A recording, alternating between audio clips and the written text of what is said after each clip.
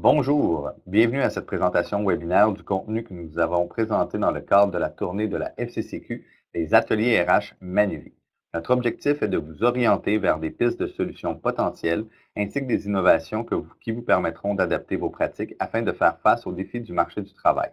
Nous avons rassemblé des experts de différents champs d'expertise reliés aux ressources humaines qui vous livreront leurs meilleures pratiques que vous pourrez appliquer concrètement par la suite. Nous tenons à remercier nos partenaires pour leur implication lors des 14 conférences de la tournée, soit le gouvernement du Québec, Manuvie, l'Ordre des conseillers en ressources humaines agréés du Québec, Syntel, le Bureau de normalisation du Québec et Boomerang.ca.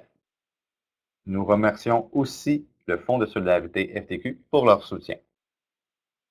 Regroupant 10 000 membres, l'Ordre des conseillers en ressources humaines agréés est la référence en matière de pratiques de gestion des employés. Il assure la protection du public et contribue à l'avancement de ses membres CRHA et CRIA. Par ses interventions publiques, il exerce un rôle d'influence majeur dans le monde du travail au Québec. L'Ordre participe ainsi activement au maintien de l'équilibre entre la réussite des organisations et le bien-être des employés. Passionné gestionnaire possédant 25 ans d'expérience dans le domaine de la gestion des ressources humaines au sein de grandes entreprises privées et publiques, Chantal Lamoureux, CRHA, est reconnue pour son dynamisme, son pragmatisme et sa capacité de créer des partenariats d'affaires réussis. Depuis octobre 2016, Chantal est directrice du développement professionnel et de la qualité de la pratique à l'Ordre des CRHA. Je laisse la parole à Mme Chantal Lamoureux pour la suite. Bien, merci. Alors, je suis très contente d'être avec vous aujourd'hui pour cette conférence qui s'intitule « Vos gestionnaires ont-ils tous l'aide dont ils ont besoin pour attirer, mobiliser et retenir les troupes? » Mon souhait, c'est de partager avec vous des moyens pour y arriver très concrètement et des moyens qui sont fondés sur les dernières recherches solides, notamment du côté des neurosciences. Je ne suis pas une scientifique, je suis une professionnelle, je suis une passionnée d'RH. Je sais qu'il faut s'intéresser à cette nouvelle science des neurosciences. J'en comprends assez pour le vulgariser pour vous, puis pour vous aider à trouver des solutions qui vont fonctionner pour vous, des solutions qui vont être à votre portée. Parce que devenir un employeur de choix ou un employeur remarquable, ce n'est pas juste une question d'avantages sociaux, de table de poule ou de vacances illimitées. Investir dans la culture d'entreprise, c'est travailler sur la façon dont on fait les choses et surtout la façon dont on traite les gens. Je suis ici avec vous au nom de l'Ordre des CRHA. On a spécialement conçu ce contenu-là pour la tournée des ateliers RH Manuvie. Donc, c'est quelque chose de spécial que vous n'entendrez pas ailleurs. Alors que vous soyez un professionnel RH, un gestionnaire, quelqu'un qui porte le titre de CRHA ou de CRIA, ou quelqu'un qui travaille avec des CRHA ou des CRIA, ou des gens qui savent tout simplement pas de quoi il est question présentement, vous pouvez y trouver votre compte. Laissez-moi vous présenter brièvement l'Ordre des CRHA. Donc, on regroupe plus de 10 000 membres présentement partout au Québec. On est un des 46 ordres professionnels du système québécois. Donc, on est le 7e plus gros en termes de nombre de membres. Et peut-être que vous avez déjà vu des publicités ou entendu parler de l'expertise de CRHA. On assure la protection du public puis on contribue à l'avancement de la protection, justement en participant activement à tout plein d'activités et de débats sur le maintien de l'équilibre entre la réussite des organisations et le bien-être des employés. Notre mission, comme tous les autres ordres, c'est d'assurer la protection du public. Donc, nos membres possèdent un bagage de connaissances, de compétences. Ils doivent respecter un code de déontologie et divers codes de conduite. Ils doivent mettre leurs compétences à jour via un programme de formation continue obligatoire et peuvent faire l'objet d'une inspection professionnelle au courant de leur carrière. Ce sont des gens qui sont des généralistes ou des spécialistes qui œuvrent dans divers champs d'expertise, allant de la dotation, le développement organisationnel, les relations de travail, la santé et sécurité, le développement des compétences, la rémunération. Ils participent donc activement au maintien de l'équilibre, comme je disais, entre la réussite des organisations et le bien-être des employés. On me demande souvent pourquoi les professionnels RH devraient être des membres de l'ordre. On n'a pas nécessairement des actes réservés comme des avocats, des médecins. Pourquoi je devrais embaucher un CRHA ou donner des mandats à des consultants qui sont des CRHA alors qu'il y en a d'autres qui exercent et qui ne sont pas membres? La différence, c'est d'être un professionnel agréé. ça garantit d'un certain standard, notamment à cause des normes d'admission à la profession. Ces professionnels-là bénéficient d'une assurance responsabilité. Il y a tout un processus disciplinaire. Il y a possibilité de déposer une plainte à un syndic. Il y a un code de déontologie. Et entre autres, dans ce code de déontologie-là, ça dit que je ne peux pas accepter un mandat si je n'ai pas les compétences. Donc, on ne vous dira pas oui si on ne sait pas comment le faire. Et c'est aussi un réseau de 10 000 personnes avec plein de connaissances, un portail avec du contenu à jour, puis des obligations de continuer à se maintenir à jour. C'est aussi une profession qui est jeune, ça fait juste depuis le début des années 2000 et c'est assez complexe. Donc, ce matin, je suis ici pour vous entretenir et réfléchir avec vous au sujet de la mobilisation des employés, surtout de la perspective du rôle des gestionnaires. Et cette conférence, elle a été conçue pour des gestionnaires. Donc, si vous êtes un professionnel en RH, il y a certainement des choses que vous savez déjà. Mais j'ose espérer que l'explication des neurosciences va apporter des fondements scientifiques de plus à ce que vous faites déjà en entreprise. Selon moi, dans votre vie adulte, il y a 2 rôles qu'on peut choisir de jouer et qui sont particulièrement exigeants. 2 rôles pour lesquels on peut, oui, se préparer, peut-être en prenant des cours, en lisant, en discutant avec d'autres personnes qui font ce rôle-là avec succès depuis longtemps, même en l'essayant pour une courte période, en remplaçant quelqu'un, par exemple. Mais tant qu'on n'est pas les 2 pieds dedans, on ne peut pas s'imaginer combien ça peut être difficile et particulièrement exigeant. Quels sont ces 2 rôles-là? Bien, le premier, je crois que c'est le rôle de parent. On peut lire des livres sur le rôle pour être parent. On peut prendre des cours prénataux ou même des cours sur la psychologie des enfants. On peut garder des enfants pour que nos amis puissent avoir une soirée ou un week-end en amoureux. Mais le jour où on se trouve confronté à ça, on reçoit en pleine face toute la portée de notre rôle, tout l'impact qu'on peut avoir dans la vie d'un autre être humain qu'on aime profondément, mais qu'on ne connaît pas vraiment.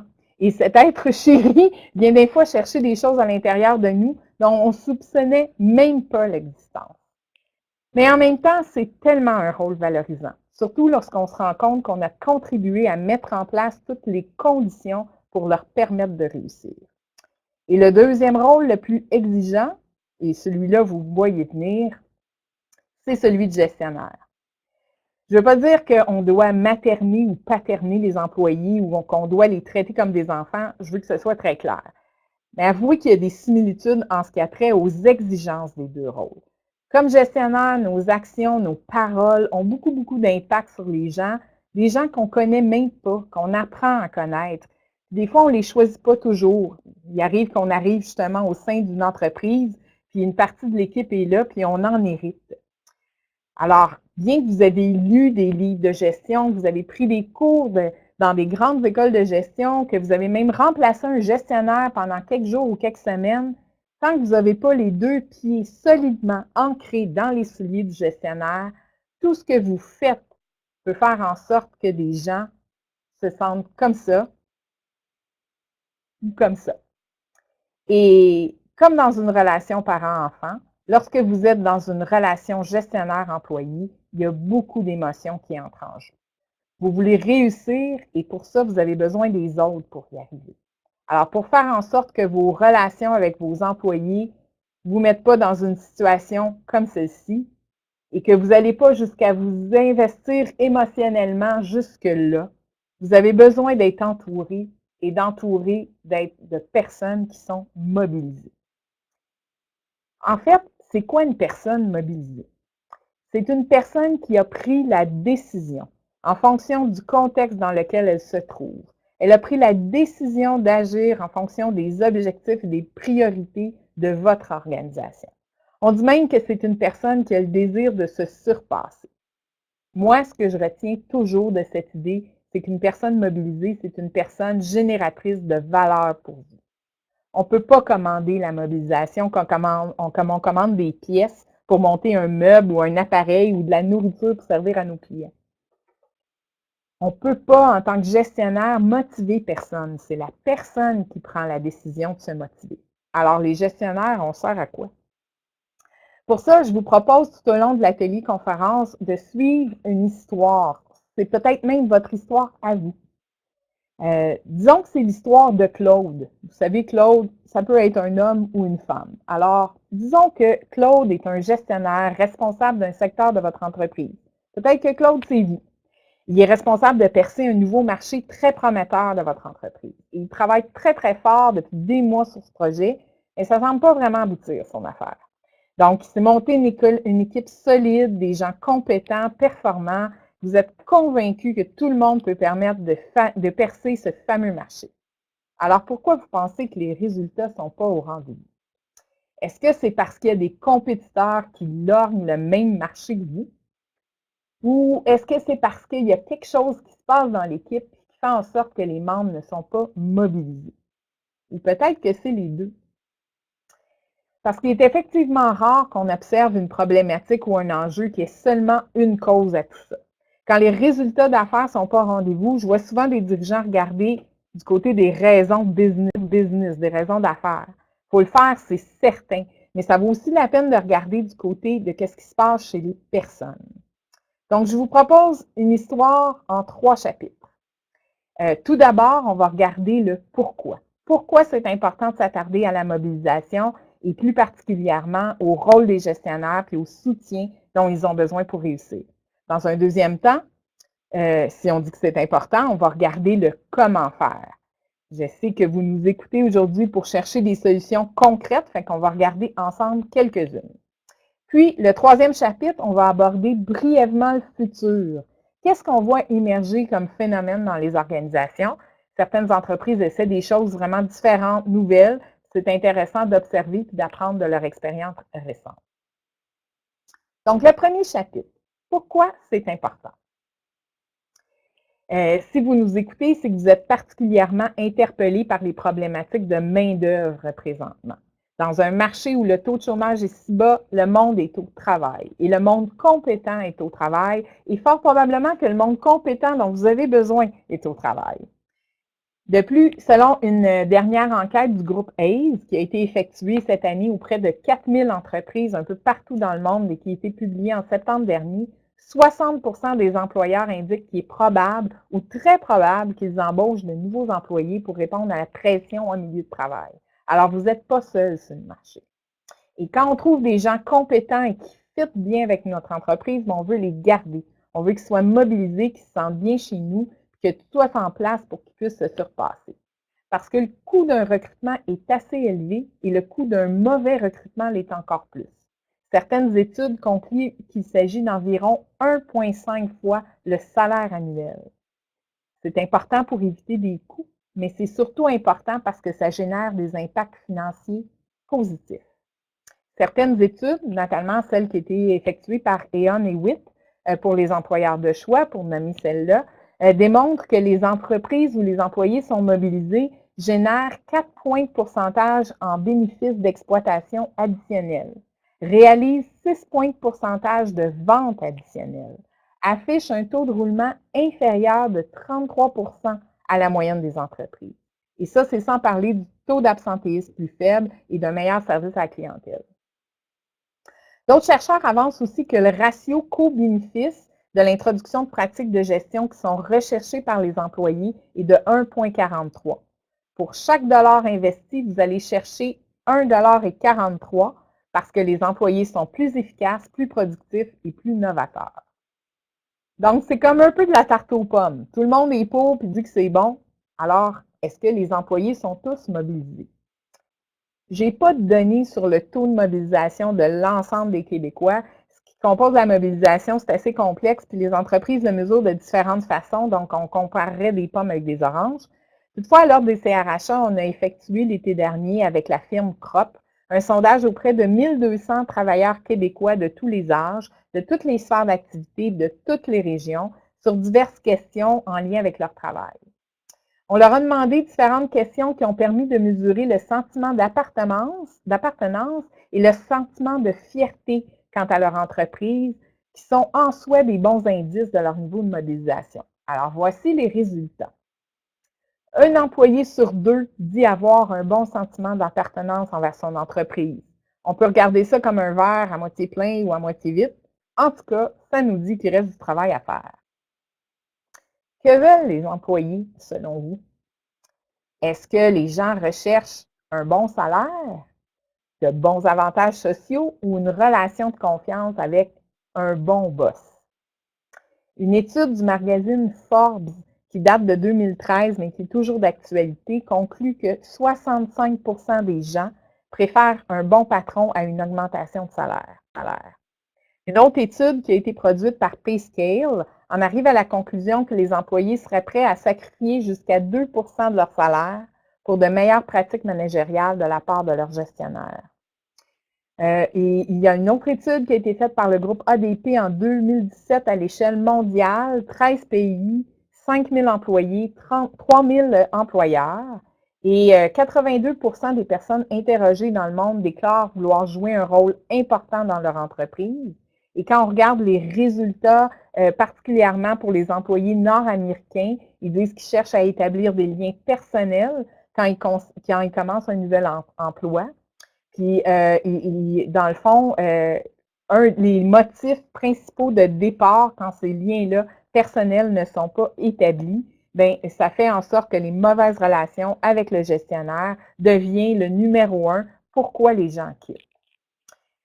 Donc, on a souvent entendu parler de l'adage ou du proverbe qui dit « on joint une organisation, mais on quitte un boss ». Là, je suis sûre qu'en ce moment, vous avez des visages et des noms qui apparaissent dans votre tête. Alors, pourquoi le gestionnaire, le supérieur, a-t-il un impact si important? Je suis allée regarder du côté des dernières recherches effectuées en neurosciences, les sciences qui étudient comment notre cerveau fonctionne. Et la différence avec la psychologie, c'est que la psychologie observe les comportements dans certaines situations, puis les liens avec certains déclencheurs. Tandis que la neuroscience, on regarde vraiment, quand il se passe certaines choses, quelles parties du cerveau sont activées. Et je pense que les deux nous apportent des explications complémentaires. Notamment l'Institut du Neuroleadership, qui est basé à New York, qui regroupe plus de 150 chercheurs chevronnés dans ce domaine-là, font des études sur le cerveau appliqué aux situations de leadership en milieu de travail. Et ils font ressortir le lien entre les émotions positives que l'on perçoit puis les impacts que ça engendre. Ils ont été en mesure de déterminer que lorsque certaines parties de notre cerveau qui sont situées en avant dans le lobe préfrontal, bien, les employés sont capables de régler des problèmes encore plus par eux-mêmes, ils collaborent mieux et ils performent mieux en général. Donc, comment on active ça, le lobe préfrontal? Bien, tout simplement en réduisant les menaces perçues et en augmentant ce que le cerveau perçoit comme des récompenses. Mais encore, comment, me direz-vous? Comment moi je peux faire ça, gestionnaire dans mon entreprise avec une équipe d'ouvriers spécialisés? Qu'est-ce que je fais concrètement demain matin avec ma gang de service à la clientèle dans mes magasins? Par où je commence? Être gestionnaire, c'est pas évident, je l'ai dit tantôt, et vous avez besoin de soutien pour faire ça. Mais je vous amène brièvement 4 incontournables que vous pouvez faire pour avoir un impact des plus positifs. Le premier incontournable, le premier élément, c'est d'affirmer la vision. Si je vous demande aujourd'hui, suivez-moi, qu'est-ce que vous allez me répondre? Probablement, où on s'en va, quand est-ce qu'on va y aller, comment on va faire ça pour se rendre, pourquoi il faut aller là. Donc, en affirmant la vision, vous aidez les gens à donner du sens à ce qu'ils font à tous les jours en travaillant au sein de votre entreprise. Affirmer la vision, c'est avoir un langage commun fort, qu'on retient facilement. Donc, il faut que ça reste collé dans notre tête, dans notre cœur. Il y a plein d'exemples qui existent. Moi, j'ai travaillé dans une très grande entreprise au début des années 2000, ça fait plus de 15 ans, et je me souviens encore très bien des mots qu'on utilisait. Donc, ça collait très fort. Mon cerveau ne le voyait pas comme une menace. Plus près de nous, vous avez peut-être entendu parler d'une entreprise qu'on entend beaucoup parler pour ses pratiques de gestion, GSoft. GSoft, dans leur vision, ils utilisent le mot qui commence par F en anglais. Alors, fuck l'impossible. Donc, ça devient très clair et ça colle. Pour eux, le pourquoi des choses, où ils s'en vont, qu'est-ce qu'ils vont faire, il n'y a personne qui remet ça en question. Donc, ça doit être simple, notre vision. Ça doit, dans le fond, être capable de s'articuler comme un discours d'ascenseur. Donc, si vous avez juste quelques minutes, quelques secondes avec quelqu'un dans un ascenseur puis qui vous dit où tu t'en vas, il faut être capable de l'articuler, puis que la personne elle sort de l'ascenseur puis qu'elle sait très bien où elle s'en va. Donc, vous avez certainement des exemples d'entreprises qui ont des visions très fortes, qui inspirent, puis qui met les gens justement dans l'énergie pour être capable de se dépasser. C'est pas facile de faire simple. Ça demande de l'effort et ça demande d'impliquer des gens et de valider. Vous ne pouvez pas faire ça tout seul sur le bord de votre bureau. C'est quelque chose qu'il faut faire en groupe puis qui demande plusieurs itérations. Puis quand on l'a trouvé, il faut répéter, répéter et répéter. C'est pas parce qu'on le dit une fois que justement le cerveau le voit plus comme une menace. Donc, si on poursuit avec l'histoire de Claude, notre gestionnaire, où il en est rendu. Il est rendu à rassembler son équipe pour lui expliquer à son équipe pourquoi c'est important de conquérir ce nouveau marché et leur réitérer que vraiment, ils ont besoin de tout le monde. Donc, ils ont élaboré ensemble une vision, un plan de match. Ils se sont entendus sur les grands jalons à franchir. Tout le monde semble tellement mobilisé. Tout le monde sauf Maxime. Maxime, il ne semble pas embarqué pantoute, puis ses résultats ne sont pas concluants. Alors, que peut faire Claude? Est-ce qu'il peut mettre Maxime devant le fait accompli et lui demander des comptes? Ou il peut le rencontrer et apprendre à mieux connaître la personne qu'elle est, ses préférences et ses motivations. Parce que c'est effectivement important de bien connaître les gens avec qui on travaille et les connaître individuellement. Paul, Marie, Anissa, connaître les individus. Il faut faire attention pour ne pas tomber dans des tendances. Par exemple, les générations, les femmes, les hommes. Il faut connaître qu'est-ce qu'ils aiment, qu'est-ce qu'ils n'aiment pas, qu'est-ce qui les anime, qu'est-ce qui fait qu'ils se lèvent le matin pour venir travailler. Et quand on connaît ça, c'est là qu'on peut insister sur les liens entre l'objectif et les valeurs personnelles des gens. Je vous ai parlé plutôt de l'activation du lobe préfrontal de notre cerveau pour faire en sorte que les gens soient mieux, plus productifs, efficaces. Les recherches en neurosciences nous enseignent aussi que lorsqu'on utilise le langage qui colle et qu'en plus on fait le lien entre les valeurs, bien, le cerveau il perçoit ça vraiment moins comme une menace, puis il est prêt à faire un changement de comportement. Lorsqu'on affirme la vision, il faut dire aux gens qu'est-ce que ça va leur apporter à eux, en quoi c'est pertinent pour eux, pas ce que ça vous apporte à vous. Jusqu'à un certain point, on s'en fout. C'est pas parce qu'ils sont pas gentils et qu'ils font ça pour vous embêter. C'est l'être humain que nous sommes tous avec notre cerveau d'être humain. Quand notre cerveau perçoit des menaces, il est prouvé qu'il y a littéralement moins d'oxygène et de glucose disponible pour que nos fonctions cognitives soient optimales et que notre mémoire de travail soit activée proprement. C'est biologique, physique. Concrètement, ça veut dire quoi? Pour rendre le tout concret, je vous propose de revenir à Claude, notre gestionnaire, puis voir comment il se débrouille avec Maxime. Claude a effectivement pris le temps de mieux connaître les gens de son équipe, dont Maxime. Il a compris que Maxime, il n'est pas toujours à l'aise avec l'aspect mercantile des choses. Ses valeurs sont beaucoup plus au niveau d'aider les gens à évoluer, d'être au service. Maxime, il est moins à l'aise avec l'idée de faire de l'argent, mais il est excellent au niveau du service à la clientèle. Donc, il est un atout essentiel pour l'équipe. Donc, Claude décide de lui confier des responsabilités accrues en matière de service à la clientèle, puis de revoir ses objectifs en ce sens-là, et moins en matière de part de marché. Claude est aussi très fier d'avoir impliqué tous les membres de l'équipe dans la révision des processus de travail. Là, les processus sont clairs, sont faciles, sont bien documentés. Toutefois, lors des rencontres d'équipe, Claude remarque que l'énergie n'est pas là. Alors, qu'est-ce qu'il peut faire? Est-ce qu'il peut ignorer ce qui se passe? Là, vraiment, tout est en place pour que l'équipe réussisse. Alors, et depuis quelques temps, on dirait que les chiffres remontent. Ou est-ce que Claude propose à l'équipe de se doter de quelques rituels d'équipe? Parce que le troisième incontournable, c'est de développer des habitudes.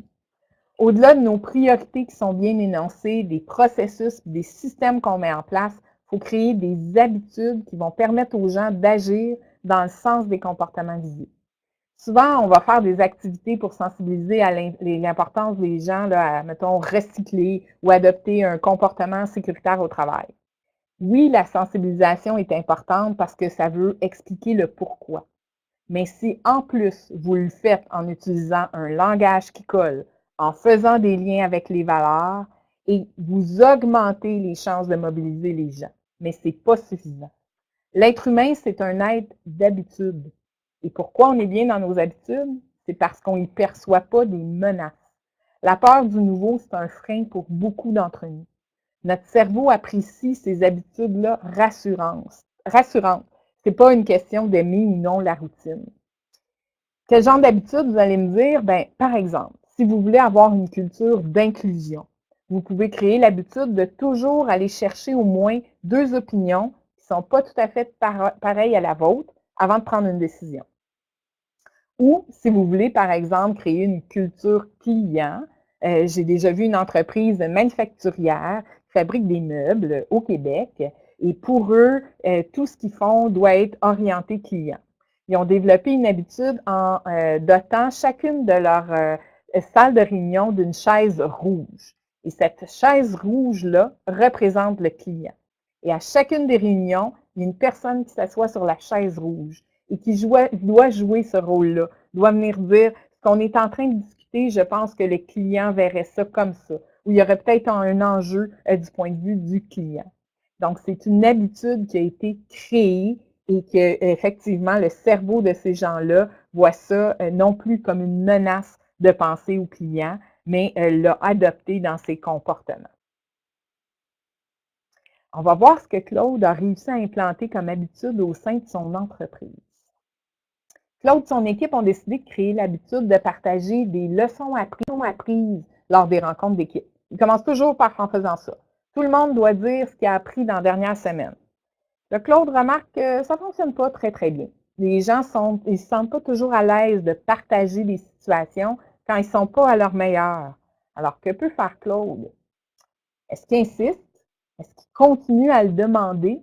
C'est tellement utile d'avoir cette information-là, puis il s'en sert pour alimenter après ça les entretiens individuels avec les employés. Ou Claude peut demander à chacun d'entre eux ce qu'il leur faudrait pour qu'ils puissent se sentir à l'aise de partager en équipe leurs leçons apprises. Vous savez, le 4e élément est tout aussi important que les 3 premiers et c'est un peu même la fondation, comme la fondation d'une maison solide ou le sol fertile pour avoir une récolte abondante. Le 4e élément, c'est d'éveiller les passions en permettant de prendre des risques dans un environnement sécuritaire. La performance, selon moi, ça rime avec la confiance. D'ailleurs, des chercheurs allemands de l'université de Munich ont fait une étude récemment qui a engendré des résultats très intéressants. Ils ont trouvé que plus on surveille les gens, moins ils sont productifs et que moins on les surveille, plus ils le sont. Il y avait des gens dans une usine qui travaillaient et les gestionnaires et les surveillaient constamment, étaient derrière une vitre dans leur bureau. Ils ont simplement mis des stores dans les vitres qui faisaient en sorte qu'ils ne voyaient plus les travailleurs et la productivité a augmenté considérablement. Ça prouve que le cerveau humain a besoin de sécurité psychologique pour fonctionner à son meilleur. Alors, comment vous allez faire confiance? Bien, embauchez des gens compétents et faites-leur confiance. Il faut prendre le temps, les outils nécessaires lors du recrutement pour choisir la bonne personne pour faire le travail qu'il y a à faire. Et après, laissez-la faire. Puis lorsqu'une personne semble éprouver des difficultés à accomplir une tâche, vous pouvez lui demander la question puissante suivante. Qu'est-ce que ça prendrait pour? La personne va vous le dire. Et assurez-vous de récompenser les comportements recherchés. Trop souvent, on n'est pas cohérent sur cet aspect-là. On affirme, par exemple, que le service à la clientèle est super important pour nous. On fait le lien entre notre objectif de bien servir les clients et les valeurs des gens qu'on choisit. Puis, on récompense les gens qui remplissent les rapports de vente avec le plus de précision. On récompense une tâche administrative au lieu de récompenser des bons résultats du service à la clientèle. C'est la base, me direz-vous, mais combien de fois on fait une vérification pour savoir si on est cohérent dans nos pratiques de gestion et que nos bottines suivent nos babines? Les occasions de créer un environnement sain et sécuritaire pour le cerveau sont nombreuses. Par exemple, si vous voulez créer une culture d'innovation, il faut que les gens sachent que c'est correct de faire des erreurs. Il ne faut surtout pas les punir pour ça. S'il y a des conflits qui éclatent au sein des équipes, il faut être en mesure de les gérer. Sinon, les gens vont se sentir sous silence qu'on vit au Québec depuis quelques mois, depuis l'automne dernier. Parlant de conflits et de climat sain, je ne peux pas passer sous silence qu'on vit au Québec depuis quelques mois, depuis l'automne dernier notamment, avec toutes les dénonciations nombreuses qui ont eu lieu en matière d'harcèlement en milieu de travail. Si vous voulez créer un milieu sain et sécuritaire psychologiquement, il est urgent d'agir en affirmant votre engagement, un engagement de tolérance zéro. Mais ce n'est pas suffisant. Il faut prévoir des mécanismes pour recevoir les dénonciations. Il faut que les gens sachent très clairement à qui ils doivent s'adresser, comment ils doivent le faire, comment ils vont être soutenus. Il faut leur dire combien de temps ça va prendre pour traiter leur plainte et leur donner aussi une garantie de non-représailles. Il faut indiquer peut-être qu'il y a plusieurs chemins possibles pour une plainte, l'enquête, mais aussi la médiation. On peut mettre en place plein de stratégies, par exemple des stratégies de pairs aidants qui fonctionnent déjà dans plein d'entreprises. Il faut être capable de nommer les choses et de trouver ensemble des solutions pour prévenir et hausser le sentiment de sécurité et de justice. Lorsqu'il y a une plainte de déposer, il faut assurer les individus concernés, autant le mis en cause, le plaignant, de la confidentialité, de la rigueur de faire la plainte. Ça n'a pas besoin d'être compliqué. Ça a besoin d'être clair, bien énoncé, et que tout le monde soit au courant. Les professionnels CRHA et CRIA doivent d'ailleurs s'assurer de suivre un code de conduite en matière d'enquête interne à la suite d'une plainte pour harcèlement au travail. Parmi nos membres, que nous venons tout juste de sonder à cet effet, je peux vous dire que 73% sont assez ou très préoccupés par ce sujet-là. 30% voient beaucoup d'impact, puis encore plus se préoccupent de cette situation-là. L'autre situation que je voulais parler, qui va aussi, dans le fond, venir impacter nos milieux de travail, c'est la légalisation du cannabis. Alors, peu importe ce qui va se retrouver dans la loi qui va rentrer en vigueur éventuellement, en tant qu'employeur, vous avez la même responsabilité. Vous devez, selon différentes législations, protéger la santé, la sécurité, l'intégrité physique et psychologique des travailleurs. Si ce n'est pas déjà fait, je vous invite à réfléchir à la situation dans votre milieu de travail. Est-ce que vous devez vous doter d'une politique? Est-ce que vous devez revoir celle qui est déjà en vigueur? Est-ce que vos gestionnaires sont inquiets de voir c'est quoi leurs préoccupations? Est-ce que vous devez faire une campagne de sensibilisation auprès de vos employés pour leur rappeler qu'ils doivent être aptes à fournir leurs prestations de travail? Il n'y a pas de recette miracle, mais il est important d'avoir des discussions, de faire en sorte que vous soyez prêts en amont selon votre situation puis votre contexte. L'Ordre des CRHA a produit un guide d'ailleurs qui fait le tour des questions à se poser, qui aborde autant les aspects juridiques, psychologiques, sociaux de la question pour les milieux de travail. Tous les jours, dans nos milieux de travail, on rencontre des défis, des enjeux pour faire en sorte que les employés soient mobilisés et contribuent à l'atteinte de nos objectifs d'affaires. Les gestionnaires sont au cœur de ces défis-là et ces enjeux-là. C'est un rôle qui est exigeant. Et en fait, pour résumer le rôle du gestionnaire en une phrase, c'est de comprendre que le rôle du gestionnaire, c'est de mettre en place toutes les conditions favorables à la réussite des gens. Je l'ai dit au tout début de mon intervention en parlant du rôle de parent. C'est exigeant de mettre en place des conditions favorables à la réussite. Puis un peu comme on dit, il y a un proverbe qui dit il faut tout un village pour élever un enfant. Et moi, je pense que le rôle de gestionnaire avec sa complexité, c'est qu'il faut aussi toute une communauté pour soutenir le gestionnaire, pour qu'il soit en mesure de réussir aussi dans son rôle. Parce qu'un gestionnaire, ça travaille avec un humain et l'être humain est particulièrement complexe. Il paraît qu'on n'a pas loin de 100 milliards de neurones dans notre cerveau, bien que je ne les ai pas comptés personnellement. Alors, c'est un être humain complexe dans un monde du travail qui se complexifie aussi. Je vous ai parlé de 4 éléments, mais vous savez que c'est bien plus que ça. C'est le travail d'une vie de faire ça. Donc, c'est important, effectivement, de mettre en place des conditions pour soutenir vos gestionnaires parce que c'est très difficile de donner ce qu'on n'a pas reçu. Donc, si eux doivent soutenir et que vous ne soutenez pas les gestionnaires, ça va être très, très difficile de réussir et d'avoir de l'impact et d'avoir des employés qui sont mobilisés. Pour les soutenir, ça peut être des formations, des conseils personnalisés avec des CRHA, des CRIA, du mentorat, du coaching, leur permettre aussi aux gestionnaires d'échanger entre eux, de faire du co-développement, de briser l'isolement. Très souvent, ils pensent qu'ils sont seuls avec leurs enjeux, alors que leur voisin de bureau a le même enjeu qu'eux. D'avoir des plans de développement, des lectures, des outils. Nous avons d'ailleurs un site qui s'appelle mesemployés.com sur lequel vous pouvez trouver des articles et des outils pour des gestionnaires. Puis la dernière chose, c'est d'aider les gestionnaires à se connaître, puis à faire en sorte qu'ils voient où sont leurs forces puis comment ils peuvent les activer. Je vous avais dit que ma conférence comportait 3 chapitres.